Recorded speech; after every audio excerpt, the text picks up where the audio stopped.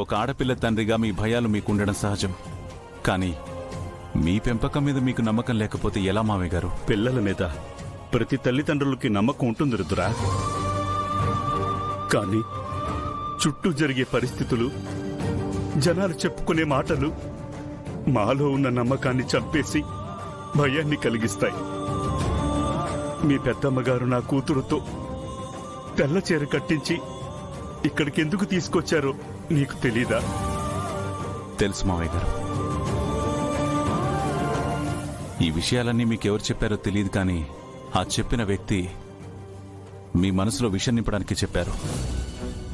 మామయ్య గారు, తన కాళ్ల మీద తను నిలబడి స్వతంత్రంగా బతకాలని, తను చీకట్లో ఒంటరిగా మిగిలిపోకూడదు అని నేను మా పెద్దమ్మని ఎదిరించి మరీ తనకి మాట బాధ్యతలు అప్పగించాను. మా నమ్మకాన్ని నిలబెట్టడమే కాదు, మా కుటుంబం గర్వపడేలా ఈ మాటను నడిపిస్తోంది. అది తన సక్సెస్.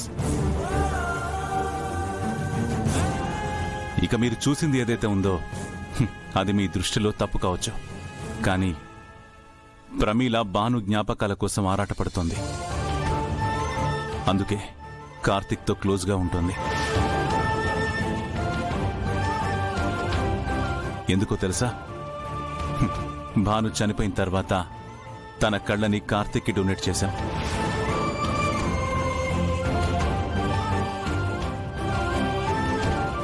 అనుకోకుండా ఆ కార్తిక్ ఇక్కడ పనిలో చేరాడు.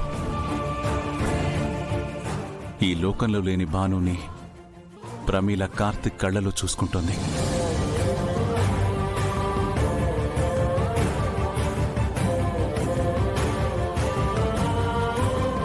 తను భాను జ్ఞాపకాలతో బతుకుతుంది తప్ప హద్దు దాటలేదు, దాటదు. అక్కకి మరో పెళ్లి చేయాలనుకుంటున్నామని తెలియగానే అక్క ఏమన్నారో తెలుసా బాబాయ్ గారు? నా భర్త భానుగారు ఆయన ఈ లోకంలో లేకపోవచ్చు, కానీ నేను ఆయన భార్యగానే బ్రతుకుతాను అన్నారు. ఇలాంటి అక్కని ఎలా అనుమానించారు బాబాయ్ గారు? అమ్మ ప్రమీల, నన్ను క్షమించమ్మా.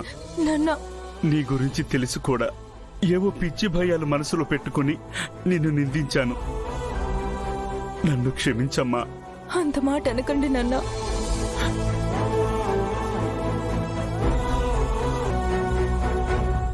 రుద్ర,